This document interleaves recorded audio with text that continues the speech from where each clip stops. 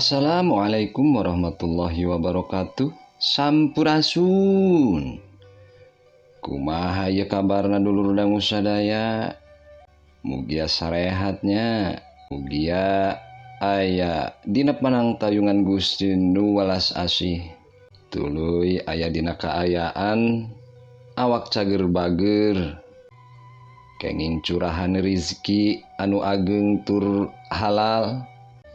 Tangtuna oge dipasihan pakasaban anu tentrem nyaman, ditebihkeun tina sagala balai atanapi musibah. Amin ya robbal alamin.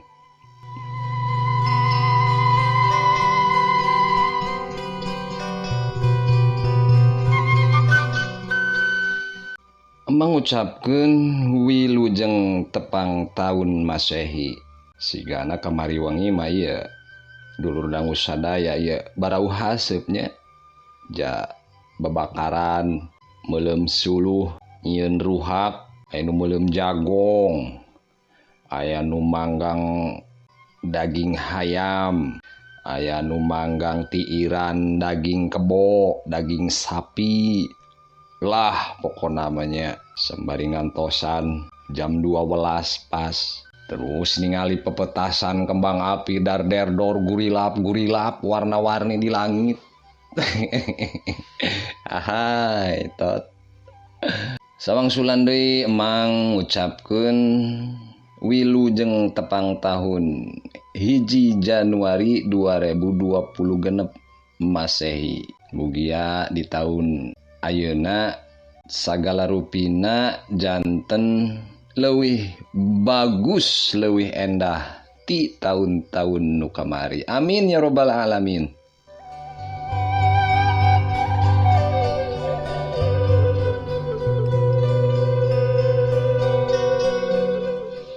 Hayu teraskeun bae nya urang ngahanca cariosan nu katunda dina jejer carios Dedemit Leuwih Buyut Yasana Kidagar bagian anu 7 likur.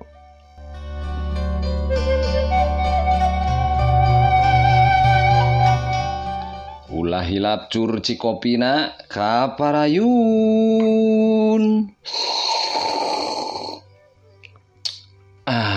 Hai tot.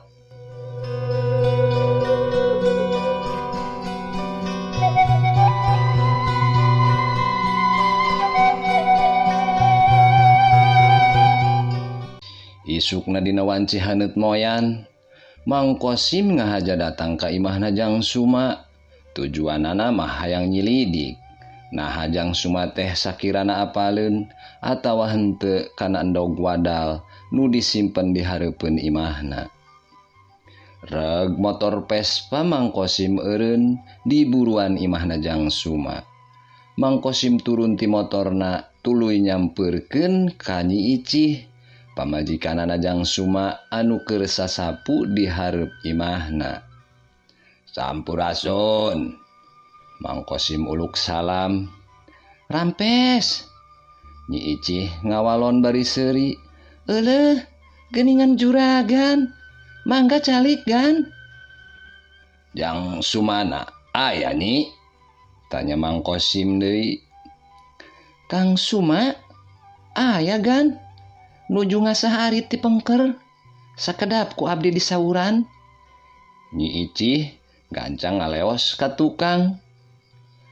Teu lila Jang Suma norojol ti jero imah. Paromana katempo reuwas. Nempo Mang Kosim keur diuk di tepas imah, tapi Jang Suma gancang nyumputkeun ka ruasna. Geuning juragan. Jang Suma gancang nyalaman Mang Kosim tuluy diuk di hareupeunana. Calikna dilebet atuh gan. Di dieu bae Jang, marah tiis. Aya pikir saeun naon juragan? Dugi ka sinariun rurumpaheun ka saung abdi. Har. Nah bet nyarita kitu. Kuring teh ngarasa leungiteun. Kusabab Jang Suma geus 3 poe teu abus gawe. Wajar lamun kuring ngalongok ka dieu. Sabab kuring hariwang bisi Jang Suma gering. Oh, sumuhun gon. Lain, katempo nama jag-jag, artina meureun ujang teh tegering. Kunaon tepi ka teu asup gawe, padahal paneneun sosin teh loba. Jang Suma ngahuleng ditanya kitu teh, uteukna muih neangan akal, pikeun dijadikeun alesan ka Juragan Kosim. Tapi teu lapok Jang Suma ngawalon. Abdi teh telebet damel mung 2 dinten gon, sanes 3 dinten. Da ari dinten Jumaah mah tos biasa abdi teh libur, kumargi wengina apanan kabagian jadwal ngaronda. Oh, nya bener. Tah, anu 2 poena eta kunaon teu digawe. Padahal kuring teh datang sawaktu poe Jumaah ka dieu. Ceuk si Nyai cenah ujang keur ka Mang Ujang. Sumuhun gon. Abdi teh disaur di piwarang dongkap ka ditu. Abdi ngendong di ditu. Janten nembe kamari wih deui teh. Hapunten gon. Abdi teu wawartos heula. Dadakan disusulan ku putrana emang ka dieu. Kalorosan agan ka dieu. Abdi teh bade sakantenan bae nyarios. Jang Suma nyarita ngarandeg, beungeutna katempo rada pias. Rek nyarita naon Jang? Sok kai nya caritakeun. Hapunten satu acana gon. Abdi teh sejak atosan damel di agan. Naon? Dedengean teh rek eureun digawe. Mang Kosim katempo reuas tarangna kerung. Sumuhun gon. Ti semet dinten ayeuna abdi teh moal tiasa didamel deui di agan. Ke. Naon sababna? Ujang adadak hayang eureun digawe. Jang Suma teu langsung nembalan. Mang Kosim oge di hatena mimiti curiga. Boa-boa sangkaan aing teh bener. Lamun manehna apal kana endog anu disimpen ku aing. Bisa jadi eta endog ngahaja diparabkeun ka anjing budug ku Jang Suma. Mang Kosim ngabatin dina hatena. Panonna neuteup ka Jang Suma kawas anu hayang apal kana eusi hatena Jang Suma. Jang Suma ngeluk tungkul bari mikir. Neangan alasan anu sakirana asup akal sarta bisa diterima ku Juragan Kosim. Coba sebutkeun alasanana Jang. Kunaon tepi kahayang eureun digawe di kuring teh? Mang Kosim tumanya deui. Kieu gon. Abdi teh dipercanten ku Emang abdi anu di Pangalengan teh pikeun ngurus domba. Cinok nama Emang abdi teh maro domba aya kana 3 jodona ka abdi. Ku kituna waktos abdi bakal seep pikeun urusan domba, nya ngaritna, nya marabna, nya mersihan kandangna, nya sagalana panginten. Teu acan ngurusan kebon nyalira. Sedengkun upami bari damel ka agan, tangtosna domba moal kaurus. Janten hapunten, abdi sejak atosan bae damel di agan teh. Mang Kosim ngahuleng. Alasan Jang Suma kitu teh asup akal. Wayahna Jang, ulah eureun digawe teh. Apanan Ujang teh katua rombongan kuli. Saha nu rek ngomandoan barudak kuli. Lamun katuana eureun digawe. Agan mah ulah salempang. Aya Mang Darso anu bakal ngagentosan abdi. Anjuna langkung sepuh. Sarta langkung pangalaman ti abdi. Langkung cocok kangge mimpin barudak kuli. Kieu bae atuh. Ujang ulah eureun digawe. Tetep digawe ka kuring, sanajan teu jadi katua kuli. Terserah, rek jadi tukang nimbang, tukang nyatet, atawa tukang ngurus ingon-ingon. Gaji Ujang bakal ditaekeun 2 kali lipet ku kuring. Kumaha? Satuju? Hapunten kan, sanes abdi nampi ku rejeki. Abdi teh tos nyanggeman kana kahoyongna Mang Abdi. Janten samentawis waktos mah abdi tetep bakal liren didamel. Jang Suma keukeuh, tekadna geus buleud rek eureun digawe. Sabab sieun disebakeun jadi wadal ku dununganana. Nyaheug ari Ujang keukeuh mah, kuring nya tujuan kana kahayang Ujang. Tapi iraha bae, bisi boga niat digawe deui, ulah asa-asa datang bae ka kuring nya. Mang Kosim ngodok pesak calanana, ngaluarkeun dompet kulitna, tuluy ngalolos duit. Tarima ieu duit, minangka sesa gaji Ujang, sarta pesangon ti kuring. Ceuk Mang Kosim bari ngasongkeun duit anu lumayan loba katempona. Sawios gan, teu kedah. Barina abdina oge tos teu damel aya 2 dintenna. Ulah nampi rejeki. Tarima Jang.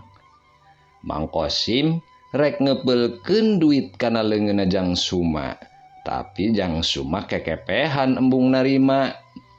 Wios gan, wios. Ku abdi ditampi, tapi disimpen heula bae di agan. Etang-etang tabungan. Kin upami abdi kadosok aya keperyogian, nembe dicanda ku abdi. Ceuk Jang Suma keukeuh teu daek narima eta duit. Oh kitu, nyaheug ari kahayang Jang Suma kitu mah. Mang Kosim ngasupkeun deui duitna kana dompet. Keur kitu torojol Nyi Icih ti pawon bari nanggeuy baki anu dieusi kuci kopi 2 gelas jeung sepan hui sapiring. Sor, ci kopi jeung lalawuhna teh disuguhkeun ka Mang Kosim. Mangga diraosan kan? Hapunten teu tiasa nyuguhan anu sae. Ceuk Nyi Icih. Mang Kosim teu nembalan. Paroman Mang Kosim katempo baeud tayohna mah ambek meureun ka Jang Suma anu keukeuh hayang eureun digawe. Kuring mulang heula Jang. Ceuk Mang Kosim bari cengkat, tuluy langsung ngaleos nuju ka motorna. Har, kunaon juragan Kosim Kang? Sigana bangun ambek kitu. Ceuk Nyi Icih ka salakina. Ambek ka akang manehna teh, pedah akang urun digawe. Walon Jang Suma. Naon? Dedengean teh akang eureun digawe? Kunaon Kang? Apanan gajihna gede gawe di juragan Kosim teh? Ke, ku akang bakal dicaritakeun alesana Nyi. Ieu teh nyangkut paut kana kasalametan jiwa urang. Jang Suma jeung Nyi Icih nganpeur inditna Mang Kosim ku paneteupna tepi ka ngiles dina pengkolan. Sapanjang jalan Mang Kosim noroweco sorangan dina jero hatena. Sigana bener si Suma teh. Apaleun kana masalah endog wadal. Manehna keukeuh hayang eureun digawe. Bari jeung katempo sieun narima duit aing. Tapi ti mana manehna tepi ka nyaho. Lamun eta endog teh mangrupakeun endog pikeun neangan wadal. Naha aya nu ngintip kitu. Sawaktu aing cacarita jeung Kanjeng Dewi. Asa pamohalan. Daharita ge para ronda teu nempona naon. Sarta gagancangan arindit. Sugan be ngan ukur sangkaan aing. Sahanu nyaho jang Suma memang bener rek ngingu domba. Tapi aing tetep kudu leuwih hati-hati. Motor terus ngageleung mapai jalan lembur. Palebah pertelon motor teh ngaleok ke belah katuhu nuju ke arah jalan gede. Sabab Mang Kosim kawas biasa rek nagihan tukang sayuran di pasar anu daganganana nyarokot ka manehna.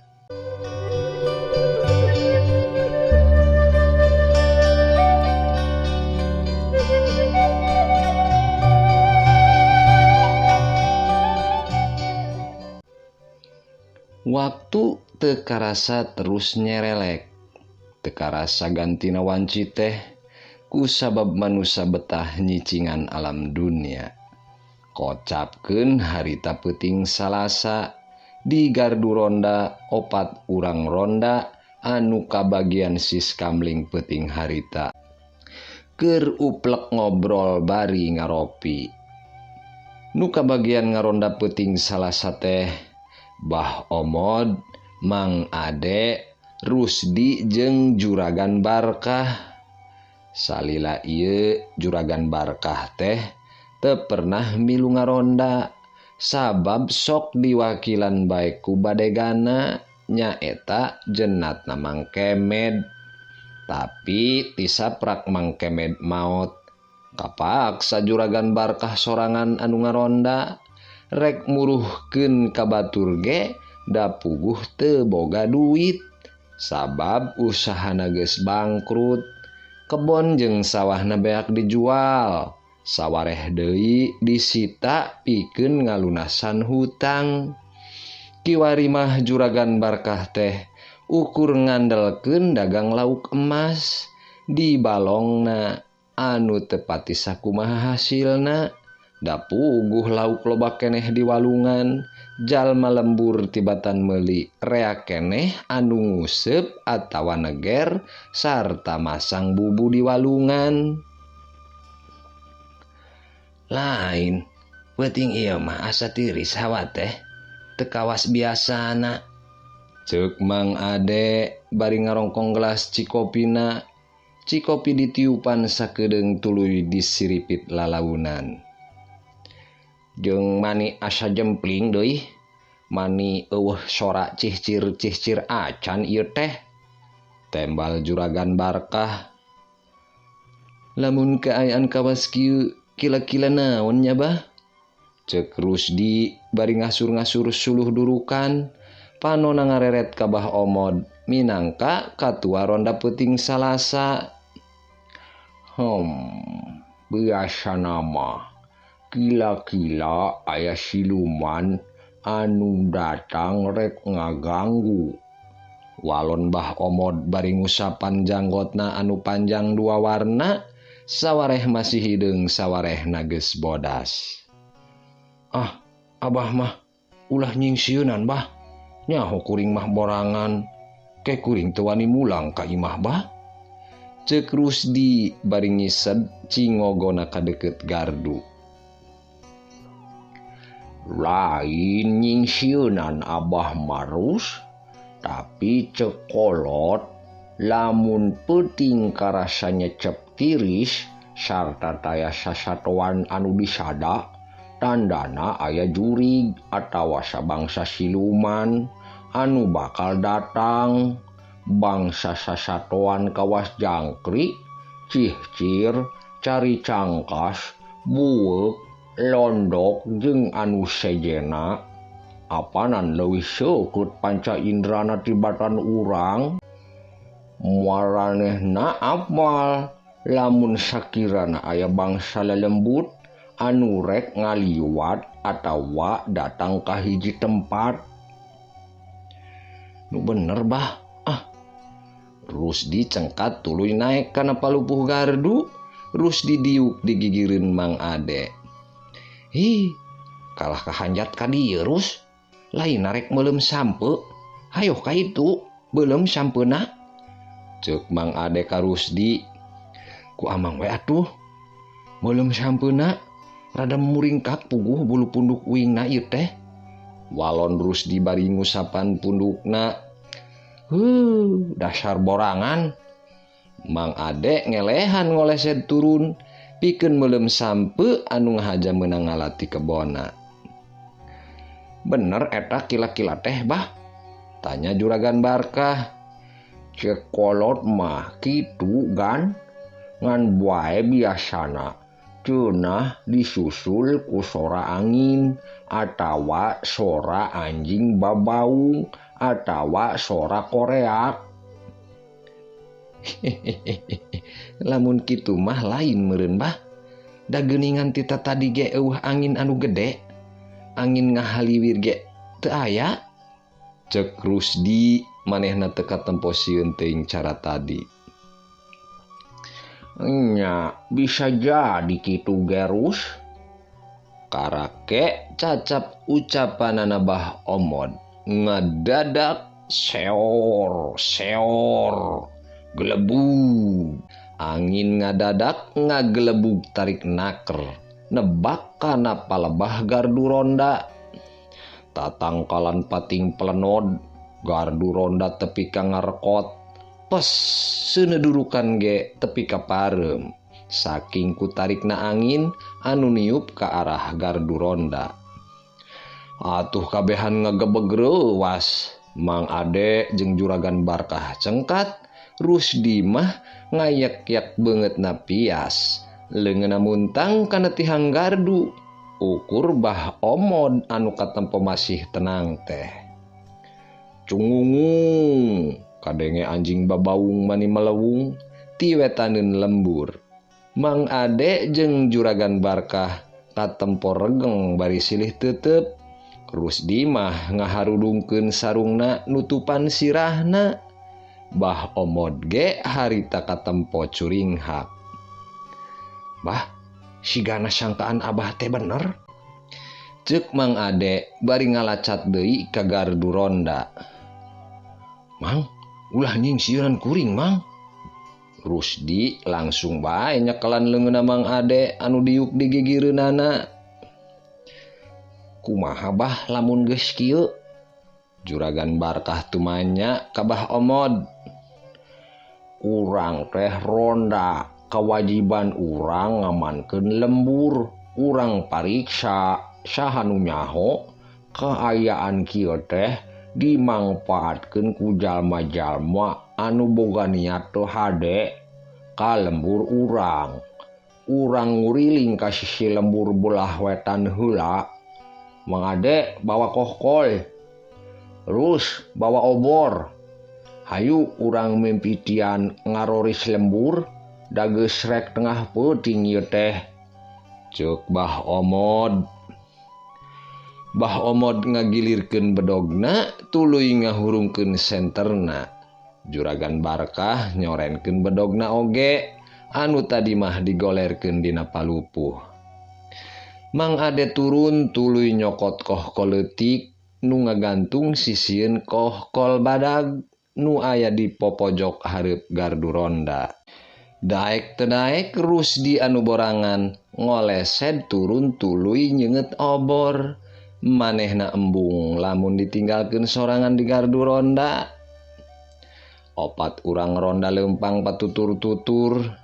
Panghareupna Bah Omod lalaki umur 70 tahun anu masih katempo cangker teh katempona taya kasieun.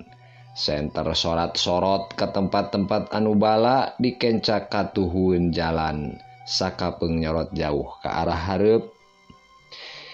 Disatukangeun Bah Omod leumpang ngagandeang Juragan Barkah anu beuteungna bucitreuk kawas nu reuneu. Dituturkeun ku Mang Ade anu kumisna leutik ngajiripit. Awakna pendek bari jeung begang. Leungeunna teu eureun-eureun nakolan kohkol bari sakali-kali ngagorowok. Nu leumpang pang tukangna Rusdi. Sarung dikongkoyangkeun leungeunna ngacung nyekelan obor. Anu seuneuna sakapeung kakaliceusan katebak ku angin. Sapanjang jalan Rusdi gawena ukur luak liuk bae ka tukang. sabab pangrasana di tukang teh kawas aya anu nuturkeun ka manehna, tapi sawaktu diliuk eueuh sasaha. Rusdi noel ka Mang Ade nu leumpang hareupeunana. "Aya naon, Rus?" Mang Ade ngaliuk. "Amang leumpangna di tukang bae, Mang. Kuring anu dihareup." "Apanan tugas obor mah kudu dipaling tukang, pikeun nyaangan jalan di tukang." "Sieun, Mang. Asana aya nu nuturkeun di tukangeun kuring." "Mana?" Mang Ade nitenan kaayaan di satukangeun Rusdi. "Ah, eueuh nanaon, Rus? Parasaan ungkul tama. Menggeus gancang urang tinggalin tuh." "Nya meureun parasaan hungkulnya, Mang." "Hayu gancang urang tinggalin." Mang Ade ngagedig satengah lumpat. Nyusul Bah Omod jeung Juragan Barkah anu geus rada jauh dihareup. Rusdi oge gancang lumpat nuturkeun Mang Ade.